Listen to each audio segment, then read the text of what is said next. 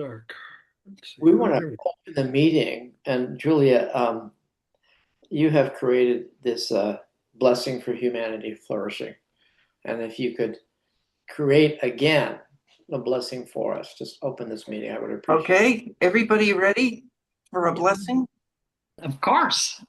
All right, good, good, good, good. All right. Take a deep breath, everybody. May we arrive at this gathering not only as individuals, but as humanity itself, ancient, present, and unborn, gathered in one living conversation. May our words and our listening nourish a future in which life continues to deepen in wisdom, courage, beauty, and care for millennia to come.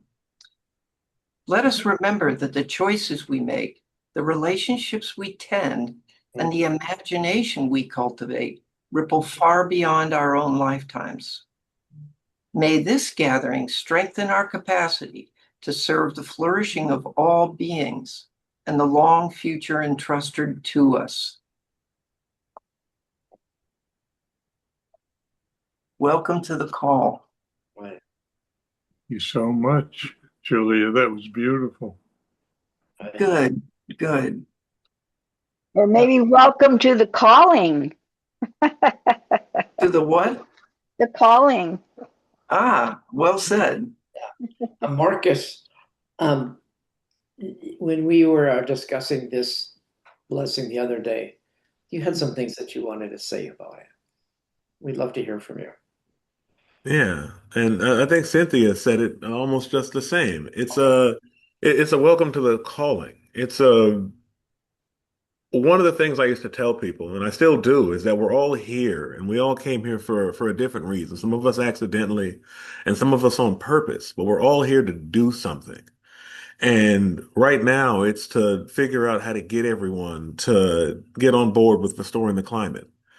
And what this allows us to do is synchronize our intentions in developing what we do during this call. And we've been trying to make these calls, I don't want to say more fun, but more actionable throughout the year. And I think you've seen some of that. But this thing Julia just said kind of put me in the spirit when we talked about it earlier in the week. Great, Marcus. Thank you. And we like to introduce and recreate the intention for the meeting every week. And you have a terrific slide for this, Bob. Thank you. And then Alan. All right. Call intention. Our intention for each of these community calls is that each and every call sparks for each and every one of us new thinking, new enthusiasm, and new openings for shifting the global mindset to restoring the climate. Beautiful. Any thoughts about that, Alan? Not yeah, almost here. Let's see. Yeah, so it's constant.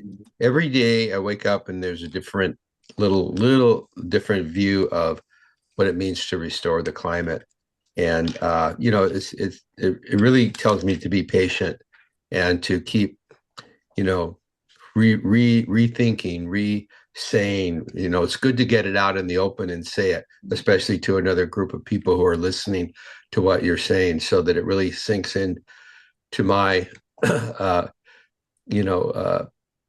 in the background for me every day as I go through and look for new opportunities to share climate restoration with other people. And it's going to take a lot of sharing. And like Cynthia and I were just talking about the grandkids, I mean, they're going to get it. They're going to get it, but they're not going to get it right off the first time I mentioned climate restoration. But I'm committed to just keeping the conversation alive as much as possible with everybody I touch. And I welcome all of you to join me in that pursuit. Thanks. Thank you. Thank you, Alan. Great invocation about that. The mission and the vision is worth recreating every week. And with this slide, who would like to actually deliver this for us and recreate it once again for us freshly? Diane, we haven't seen you for a few weeks. I still have the pictures of people covering it up, or I would love to do it. Okay, Dennis had his hand up. Go ahead, Dennis. Okay. Our vision is the climate restored for the flourishing of all life. Our mission is the climate restored by 2050 and to have global alignment for climate restoration by 2030. Climate restoration means restoring the climate to one humans have evolved and thrived in, with CO2 levels below 300 parts per million. Thank you. Thank you. Any thoughts about it as you read it, Dennis? Well, it's the recurring theme, and I was working on the paper this week that I've been working on is an explanation. I call it explanation of climate restoration, and then it's just similar things in both of them. I mean, that's what it's about. That's what we're about. Yeah, that's what we're about. Thank you. We very much are, and that this is perfect for the next session. In this next portion, we're going to jump right to reports in the field. Then this is the part we want to hear from all of you, and and Dennis, you were talking just now about something another thing you're doing on your own initiative. I would love to hear from you about this. What's this intention here, and how's that going? Well, I sent you the draft and Julia the draft, and it's basically professionally, I've worked creating presentations, and a lot of them were in reports. I was a registered environmental assessor here in California, and I'd go out and inspect properties for hazardous materials, asbestos, and all that, and had to take photographs, make reports. And there were things I discovered doing that, doing other posters, even political campaign things, that there's a way of presenting it that people see it and they'll keep reading. And then I needed something that was an explanation page like that to send along, especially to the public officials and such. And so that's what I was working on with that. So this is like a parallel to the kind of work you used to do when you hired as an environmental assessor. Part of it was you'd create an explanation page, and this is something is seeing as wanted and needed for the restoration of the climate restoration. Is that right? Right. As a professional, I still am a writer, as professional level, technical writer. Got it. Well, I really appreciate you doing that. I have it, and it's one of those things I'm saving in my inbox like dessert. I want to read it. Yeah. A special moment. So, who else? What's the question you wanted to ask them? Who made an intention last week? That's what you wanted to ask them, Mark. Right. So who made an intention last week? And who acted on it? Yeah. And who acted on an intention you made last week? Tanya Wolf is here. That's great. And Sally. Bob's hand is up also. Yeah. Thank you. Cynthia, and then Bob. Well, I intended to mail my email letter, and so far I'm going alphabetically through my contacts, and so I've done about 50. Wow. But I found out when I was doing I sent it texting, but there was no way to blind copy. So I did get a call from one person that did not appreciate her name being exposed. So then what I ended up trying to do is just put them in groups of people that know each other. I don't know. It's been a struggle. I'm telling you. Yeah, thank you for struggling. So your intention is you're reaching everybody in your contact list and telling them about climate restoration. Is that what you're doing? And everybody that I have met at all my protests and my Indivisible meetings. In fact, I called the head of Indivisible Marin here who would happen to be in New York, but she picked up. And I asked her if it was okay if I shared this on the Indivisible Marin website. She said yes, of course. And so I did that. And now I've joined a couple of other indivisibles around the United States, and I'm going to be sending, I'm hoping to be sending them also. Wow. That's phenomenal. Let's hope. Yeah. Well, you know what though, but I'm just really curious. Okay, so I gave everybody a sample of my email, my letter to everybody, right? Did anybody ever copy and redo it and send it to any of their friends? I'm just curious. I Doesn't don't sound remember like it. getting it. So excuse me. Oh, I had it in the, I put it in the chat. Aha. I'll put it in the chat again. And I Perfect. mean, I don't think it's perfect, but you guys can fix it up and when if you want your, your name on it. Customize it for yourself. Yes, Everybody exactly. can customize it. Perfect. Okay, thank you. Yeah. Bob. Yeah, Yeah, Bob. basically working on the, I'll say, computer infrastructure for the limited ocean fertilization project. So, getting, trying to break down some silos in communication and working toward getting ways to do project management there.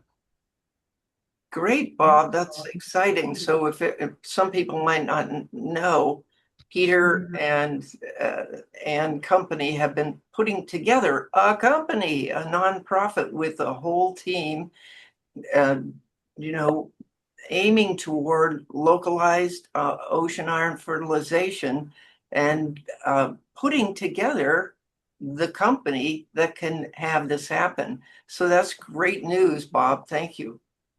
Right. Welcome. Yeah. So now, so I want to ask you, who didn't consciously make an intention, and yet you still have a result to share with us? Who's noticing they're still producing results anyhow, even without a formal declaration of intention, whatever? Hmm. And I got Bob Wright raising his hand. Hi, Bob. Yes, I didn't make a conscious intention for this week because it's something that I intend to do all the time, and that is have conversations whenever I get the opportunity with individuals in my circle about climate restoration. So I'll share a conversation I had last week Yeah. with a woman who is the plan giving director for a charity that I am interested in and that I support. So we were meeting about my intentions to make a request to that organization down the line. And then after that, I asked her, did we talk last time? Because we'd met before. Did we talk last time about climate restoration? And she said, no, but I want to hear all about it. That was her response. And so I launched into telling her all about it. She was very interested, very enthusiastic, and she's just been in this job for this charity less than a year, so she's still getting to know people, but there's a ton of people who work there. And so I asked her if she would share this with her coworkers, and she said she would love to. So I have copies of the F4CR two-pager that I had printed a couple of years ago, and I still got copies. So I gave her a dozen. I said, hand these out to all of your colleagues. She was very excited and happy to do that. I said, now get on our website. And I gave her the f4cr.org. I said, and sign the pledge. She said, I will do that tonight. And then I also have business cards. I used to have business cards from F4CR, but I gave all of those away. But I have now business cards from Climate Restoration Alliance, which also focuses on climate restoration. So I gave this woman about a dozen of my cards and said, hand these out to everybody that you talk with. So we left that conversation. She was greatly enthused. She gave me a big hug and we wrapped up the conversation. So that's how I function on climate restoration, and I do it all the time. Wow. Thanks for listening. Yeah. Thank you, Bob. Thanks for never stopping, Bob. They're really inspiring that inspiration. And Dennis Scherzer and then Diane, I believe, are the next two people. As your Report that I heard back from another congressman. This one has an unusual name, Chelly Pingree, and he's the first district of the state of Maine. And he had a letter that discussed, and he responded about climate change, told what committees he's on. He's a standing member to the subcommittee on appropriations. He's agricultural committee, but there was a climate related agricultural bill that he authored. He's also on one of the environmental committees. I don't have that in front of me. I have to switch screens and all that, but it was very inspiring, and that helped me. I didn't do anything last week because I was up in the country working on my land, cleaning up, trying to fireproof, and I was kind of down the dumps. And then here's the mail, from the congressman. They have the franking privilege. What the hell? Might as well send mail. And here it was. He's talking all about climate change. So we have a new ally. I'm going to bring him in. On my next letter, I'm going to invite him to sign the pledge. Hi. I'm getting a call and I'm on a meeting. So yep. somebody mute. Thank Thank you, you. Dennis. I just want to interject that Shelley Pingree is female. Uh-oh. She's one of our long-term representative, one of our two representatives here in Maine, and definitely an ally in climate issues for sure. All right. And her daughter is running for governor in Maine. Oh my goodness. Oh, When I write to her, I'll mention you, David. Oh yeah, What? great. thanks. Nice. Stand corrected. I'm glad you hit me to that. It's been a dear sir letter. Diane Warren. We got a lot of hands up. This is great. I have not been participating a lot because of my health, but I haven't forgotten you and my commitment to F4CR. And like this past week, I was at a family reunion. I came from a family. My mother was one of 10, and they had 42 children. I was one of those 42 children. Whoa. And 113 of us showed up at my brother's house in the Rocky Mountains. And a lot of my cousins are very conservative and not very open to what I've been up to my entire life. But hey, I talked to some cousins that I had never talked much to before because they were 10 years younger or something.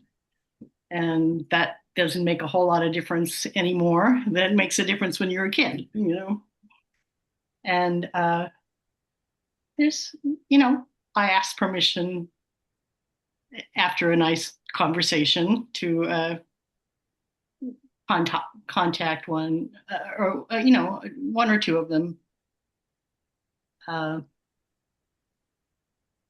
they said yes. So about F4CR. So Fantastic. Yeah. Yeah, right. It's all conversation. We think, well, if I'm not doing something, I'm not doing anything. But this is all about conversation.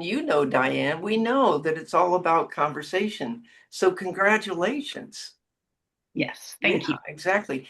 And it's about time. We've been missing Andre deeply.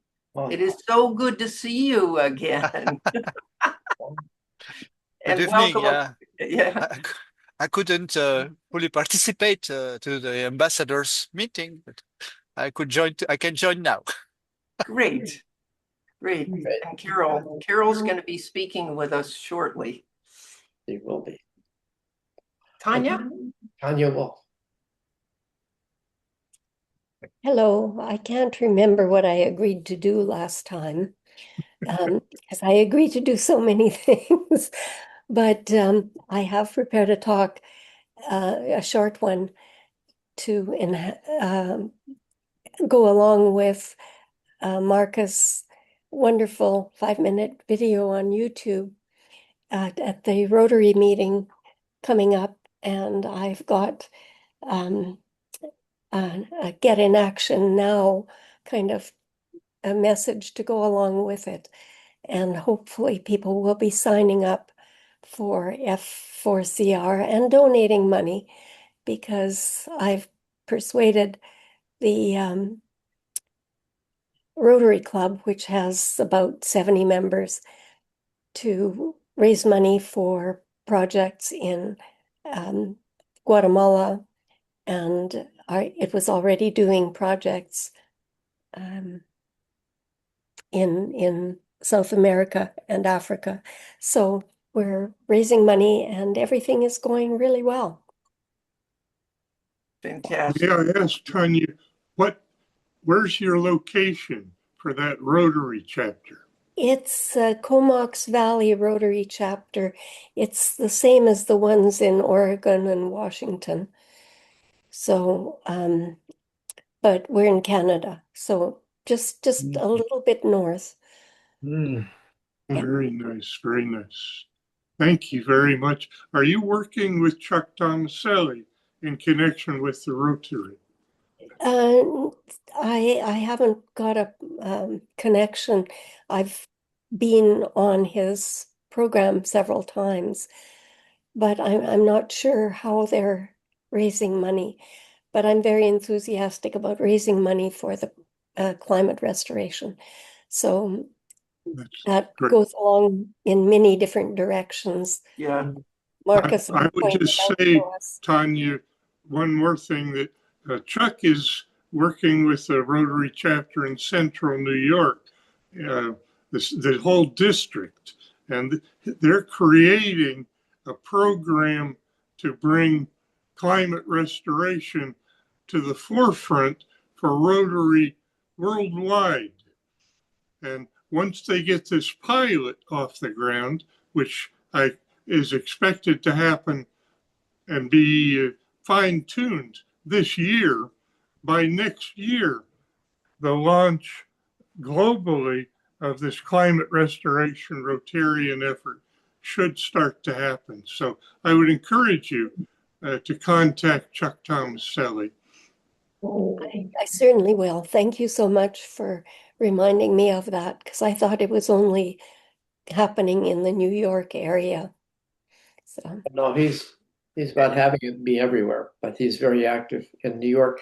Do you have his contact info, Tanya? oh yes, I've attended his program several times and somehow didn't quite understand that. And Tanya, what I want to acknowledge you for is your focus. I know you have raised a lot of money for Rotary, and your focus is bringing money to F4CR, and I really appreciate your focus.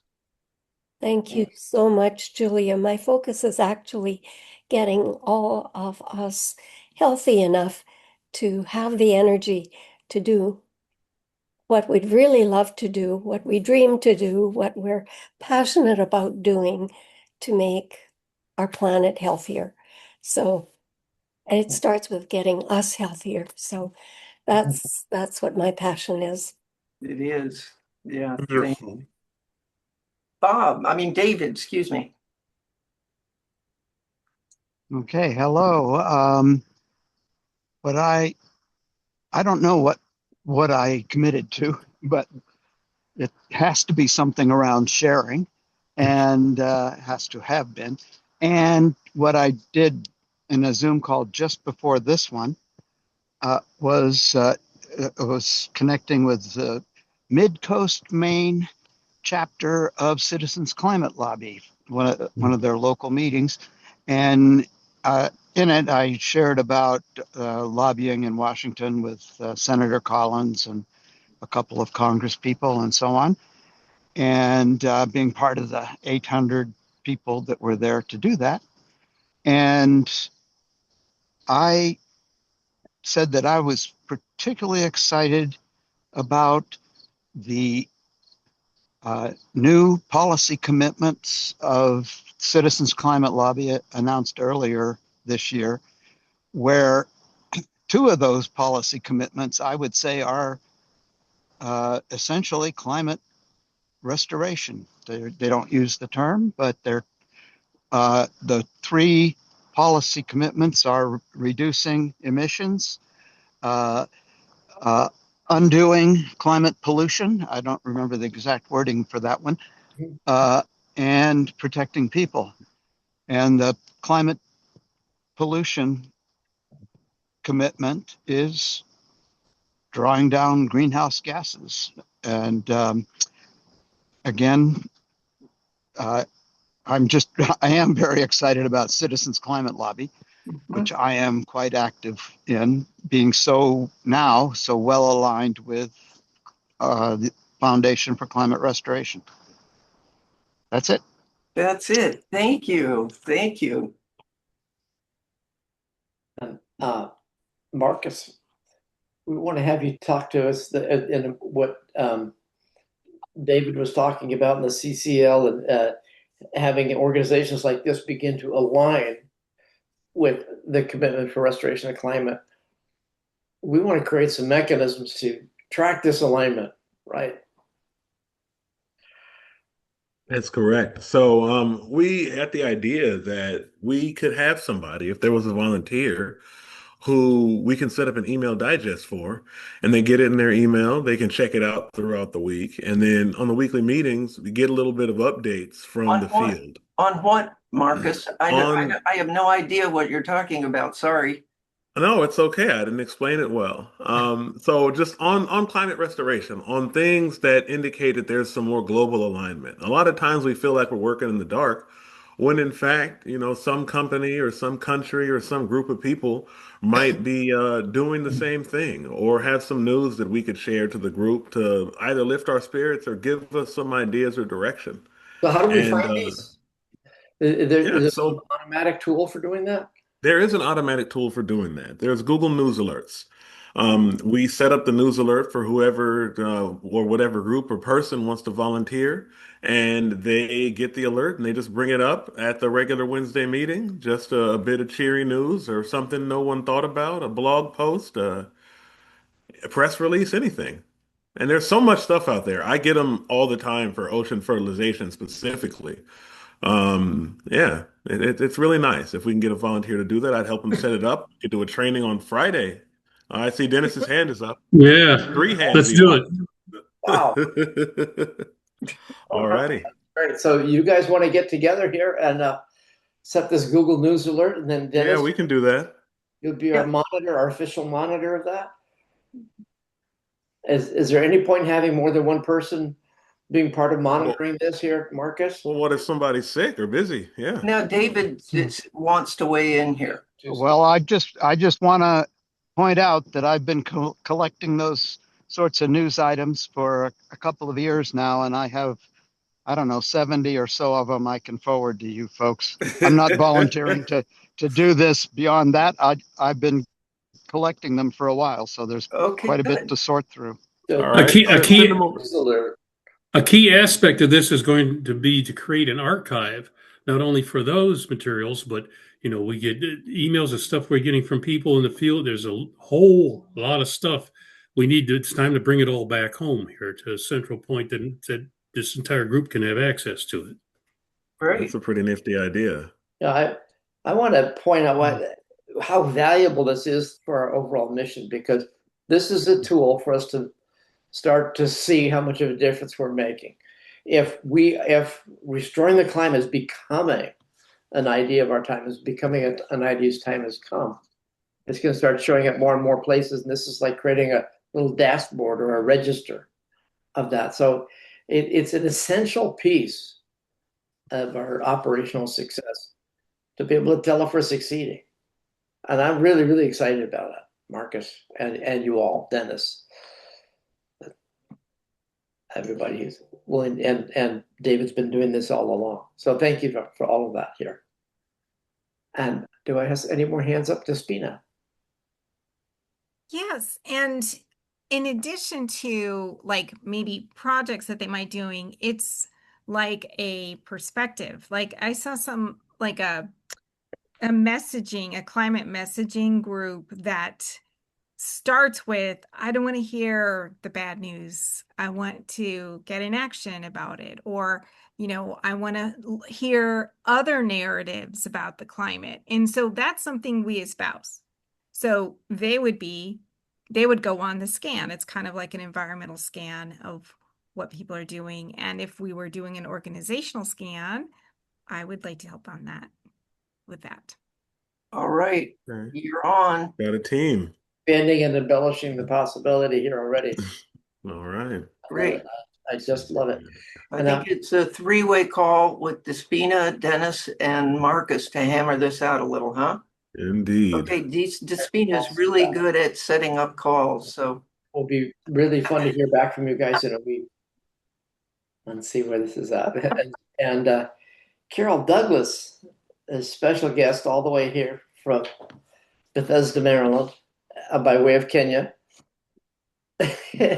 And Carol showed up here because she's going to be telling us, she's going to give us an overview of what happened these last couple of weeks. Hey, Being here, yes, thanks. Why don't I think we should put her on speaker view? Isn't that something that everybody does? Yeah, everybody can do it. Yeah, you know how to put her on speaker view, so she's not this little tiny thing in the corner. Adjust. Yeah. I have to adjust my screen for a sec. Okay, I'm back. There we go. Oh, going away. Okay. Good evening. So so I came back. It's just a week ago from a sojourn in Kenya. And the point, you may be sick of hearing this, but every time we talk about it, I feel like we need to mention the point of what that was. And I'm sorry, Yeah, let's refresh everybody on what it was that you did there. It was That's what I'm doing. Yeah, yes, sorry. I will be doing that. Pardon me, I've had a bug the last couple of days, so I'm a little bit slower than normal. So we started from the premise that our mission as the foundation is to create global alignment on the idea of climate restoration, and the way we define it, particularly, mean not just kind of reducing emissions and maybe heading towards net zero, but going way beyond that, as we define it, recreating an actually safe, historically safe climate. So that, since global alignment is kind of a big thing and involves a lot of parts of the globe, we have started with a part of the globe that a couple of us know very well and have connections in, and also know that it's actually somewhat easier to make progress in than in the States in certain ways. And really, most of the credit for establishing this goes to Daniel Kamanga, who's not here because it's the middle of the night for him. although he's very generous with his time, he also has a bug, and that wouldn't be good for him to be up right now. So the idea is that if we can create a country leader, a leading country taking this on, then we're who moves large on the international platform, then we are making great strides towards getting global alignment. And within that country, to do that, Daniel's brainstorm was to start with a powerful executive level course, a certificate course, and bring together representatives of universities, government at the level that actually tends to do things reasonably well in Kenya, and leading NGOs and grassroots people. So the effort is basically a partnership between Karatina University, an established university in Kenya, the Foundation for Climate Restoration, and something called ALT, which Daniel started and still pretty much, I think he's still the CEO of this, although it has a board with its own concerns. And ALT stands for African leadership. African, right? I was thinking alternating, no, authoritative. Yeah, African Leadership Transformation Foundation. And through that, he has been developing and delivering leadership trainings at various levels of government and NGOs and in other places for about 10 years. So he really designed it and was the natural to lead part of it. So we ended up with a 3-part training covering 5 days plus a whole lot of prep. He said he worked on it for a couple of months, and I worked on it for a few weeks beforehand, very, very concentratedly. The 3-part training consisted of a pilot, really, for this executive program, Executive Leadership for Climate Restoration program. That was 3 days, and plus a training of trainers to start getting people who are interested in delivering this kind of work up to speed, although they're not really ready yet. They'll take a lot more work, and a media training to basically educate and inspire, enroll leading media companies in Kenya and beyond. To cover climate well and from the perspective of we can actually restore the climate. So it involved, so Daniel did the first day leadership training and some introduction of climate restoration. I did the second day, which it turned out that people, if we felt that if you're going to develop leaders of climate restoration, they need to know what they're talking about. So not just the taglines and the high level goals, but also it turns out people are really quite foggy on what's happening with the climate, certainly in Kenya. And I would suggest, as some of us have found out in delivering presentations, here as well. So there's a contingent here, but I don't want any more bad news. And there's also a contingent, though, perhaps larger, of, I don't know, the weather's a bit weird recently, but what's the big deal? My house hasn't burned down. A marked lack of urgency. So we decided to address that and structured my presentations around what's the fuss all about and what can we do about it. And thirdly, what can folks who want to be involved do beyond sharing? Grassroots folks, yes, of course, we can share the message. And there are actual things on the ground that people can do in places, particularly in places like Kenya, where it's very relevant, that contribute to climate restoration and can be placed in the framework of climate restoration and also lead to eco restoration, better and enough profits from the land to keep people in the rural areas, which is a concern of Kenya. You can do all of these things at the same time. I see people nodding their heads. These are probably people who have watched the DKL videos, and yeah, and that can be practiced in Kenya. So one of the things that I did was that so the participants are really key to this. These are not just folks who happen to be a little bit interested and we happen to know them. Something very big happened in Kenya about 10 or 12 years ago. It used to be very, very centralized, and you couldn't really, well, corrupt. It's arguably more corrupt now, but it's also decentralized. They went through what's called devolution, that period of years ago, with the result that they created 27 what they call counties, or essentially states.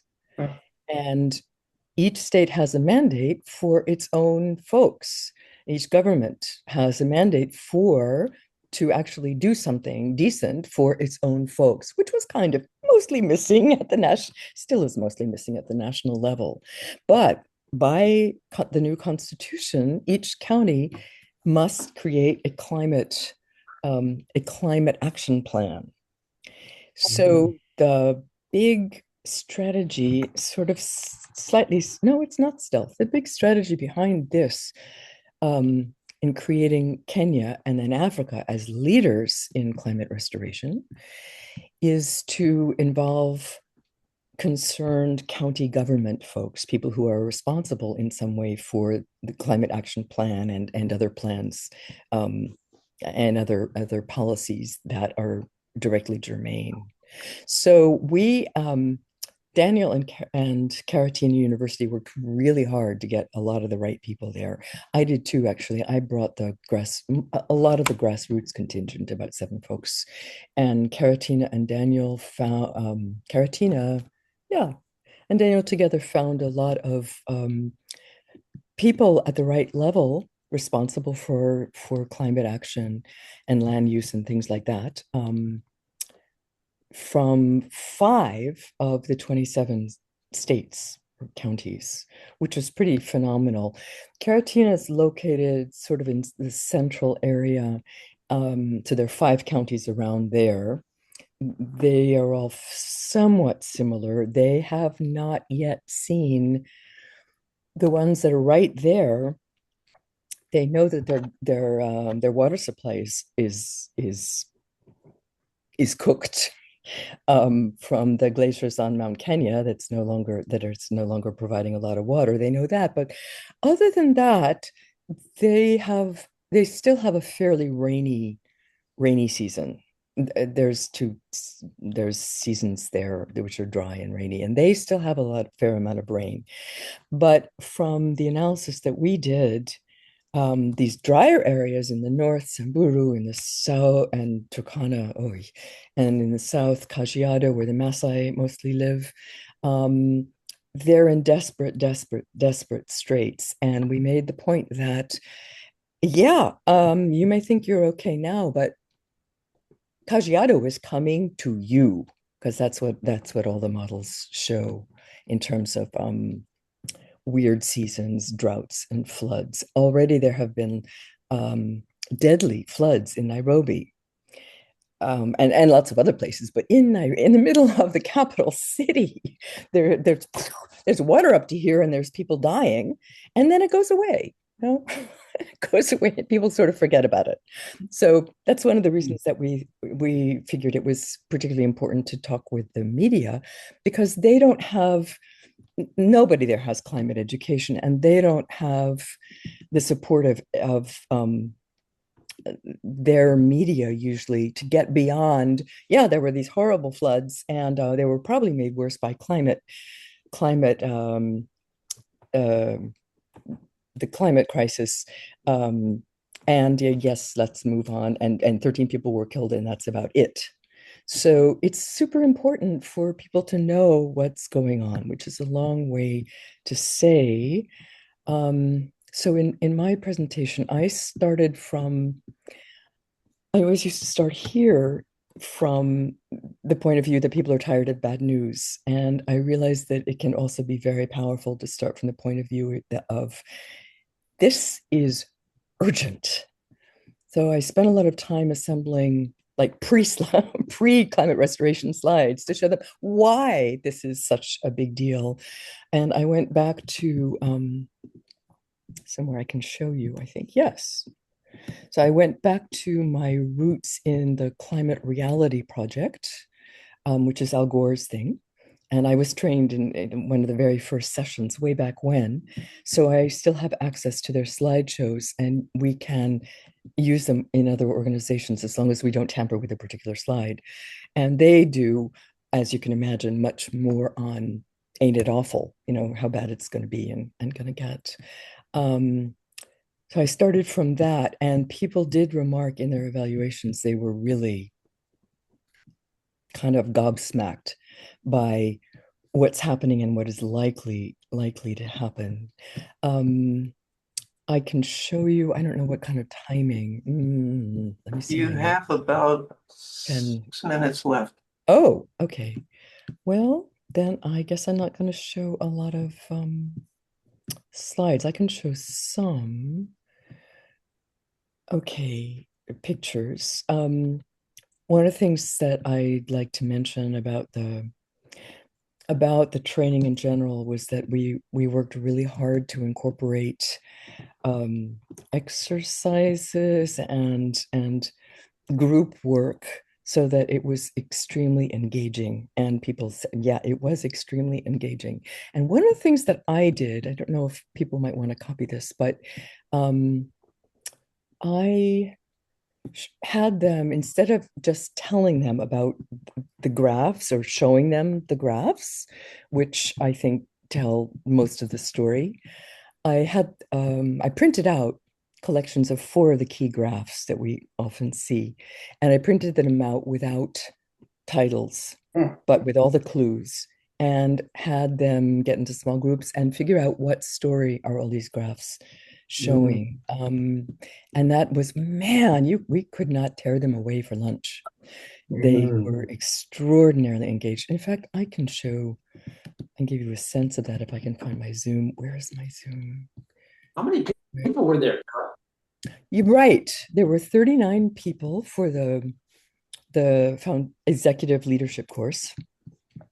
There would have been more, except a lot of them, as I say, a lot of the invitees are involved in county governments, and they have a long bureaucratic process of applying for funding. So apparently they didn't have enough time. So they had invited people from most of the 27 counties, I think, and 5 of them did show up. For the training of trainers, there were also 11 professors from universities in Kenya, Uganda, and Zambia. Wow. And they did, most of them. We had a lot to do with funding this, didn't we? F4CR. Yes, you did. Portion of the majority of the funding, is that right? No. Oh, no, I don't think so. No. Daniel is having his, that was actually that became an issue. How that was managed became a real issue. It was a real thorn in our side. The funding was not released in a timely fashion, and Daniel was scrambling all over the place, begging and borrowing from friends to try to fund some of this.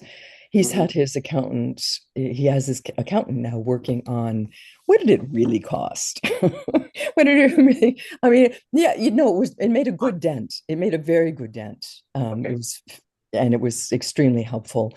And no, we need to figure out more realistically what what such a I thing didn't may mean to cost. distract you from the slide you're about to show us here. Yeah, Oh, well, that's an important. It and we was have 3 minutes left. okay. So Sorry, we won't have time for any Q&A, which I'm sure some of us are chomping at the bit. so this was Mhm. by the end of the day, you'll get that. And then we go into a bunch of slides from the Climate Reality Project. Mhm. And then these, and I went back to meet carbon dioxide and I drew pictures and stuff like that. Do you remember, where does it come from? And then these slides, these things like that, and actually that came afterwards, went into things that were really visual, also from the Climate Reality Project, interspersed with discussion. That's a rain bomb. And then some things that really hit them, I think we both delved deeply to make this relevant to Kenya and Africa. So bringing this home of why it's critical to do this. This is obviously months of extreme drought in the 1950s. You can see the 1, 2, 3, 4, and then months of extreme drought now. Wow. Oh my God. Yeah, this moved. Yes. And so I spent a lot of time looking for stuff like this. Some of it's from the Climate Reality Project, some of it's from World Bank, some great quotes, some a look at a possible future of coastal cities, and then water, blah, blah, blah. And then since two of the universities that are interested in taking this on, and we have a whole, we'll be discussing how to expand this and strengthen it. Two of the universities are involved in health. There's one called, I can never remember the name, and the other one is Amref University. But there's another one, there's another one too, and they're very, very interested in partnering on this. So, and then I went through a bunch of these. This bodes well for us producing more trainings like this. Yes, and absolutely. The go our what do you call it? Whatever. What we're thinking about is to have it partnered with 5 universities by in 2027, and then 8 or 10 in the subsequent years. And the deal with the climate people at the county government, the main point of all of that, which I hadn't quite got to, was if we can train enough people, educate enough people in the county governments, and have county governments take this on, declare climate restoration resolutions, and build that into their policy directly, then, if we could do it in maybe 50% of the counties, we could probably get the national government to do that, and they would be the first country in the world to take on climate restoration. Wow. Well, this is the kind of leadership that we're intending to inspire and develop over there, right? Yep. It's really, really great to get this confirmation from you and to get this report. I could have you talk all day. Thank you, Carol. That's awesome. Thank you. Thank you. Thank you. Thanks. Yeah, it was really meaningful for folks. We have them in WhatsApp groups. We're following up. We're re-inspiring, exchanging photos, exchanging plans. So yeah. Okay. Thank you. Thank you. How many people would like another 15 minutes of this or so? Because you had questions and you didn't. Great. Maybe we can beg her to come back next week. Next week, please. Great. Thanks. All right. Huge accomplishment. Huge accomplishment. Really. Yeah. Just huge. Enormous project, enormous accomplishment, enormous opening. Thank you. Oh, by the way, the feedback forms were nothing but stellar. 10 out of 10 on usefulness, 10 out of 10 on everything. Okay. Okay, we need to wind it up. Is this quick, Dan? I'm just wondering what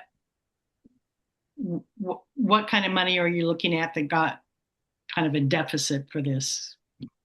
Well, I am thankfully I don't poke my nose into a lot of this. The foundation funding was helped make sure that it happened, and a lot there was a lot of volunteer labor and begging and borrowing. So we're not entirely sure what the grand total would be, and I'm not the person to ask, but yes, it's something we'll be working on.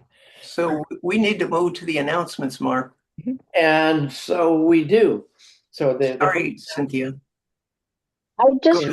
I need Mark Cooper's email address. I had the wrong one. I'll send it to you, Cynthia. Thank you. Thank you, Mark. So just a couple of brief announcements with you. We have the North Bay chapter meeting is going to be tomorrow, and at I believe it's 6 a.m. To any of you going to be part of that meeting? Can you confirm the time for me? Sally or Cynthia, are you going to be? Oh, I have to look at my calendar. It's 4 p.m. tomorrow. 4 p.m. tomorrow afternoon. And Bob Fisher can put the link to be part of that meeting in the chat for you. And then Julia is. The meeting's already in the chat. Yes, everybody, I invite you to come to the I Am Humanity Global Monthly Gathering on Saturday. We have this incredible dancer from Sweden whose specialty is reopening for adults, taking up space, having their bodies take up space. He was with the Royal Swedish Ballet for years. He was whatever they call it. What? Principal dancer. Principal dancer with them, and since then he choreographs. He also works with people who have illnesses where they really have closed down, have had to close down, so that they can reopen to taking up space. So it's from 10 to 11:30 this Saturday. And the invitation will be in the chat, won't it? Yes, it is already.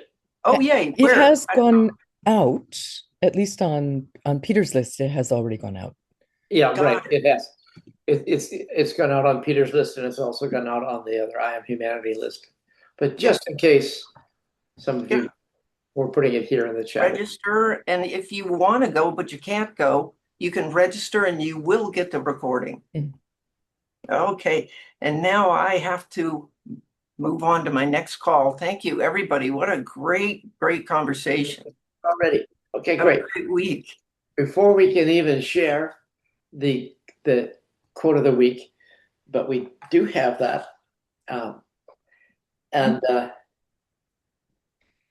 This comes from the Planetary Citizens Handbook, which is written by Joan Holmes, who has for the longest time was the director of the Hunger Project. And she wants to remind us that the future is here. This is no small thing. And this transition, it's epic and unavoidable. And you are each and all extraordinary human beings in this metaphoric moment. So stay connected. We're all in this together.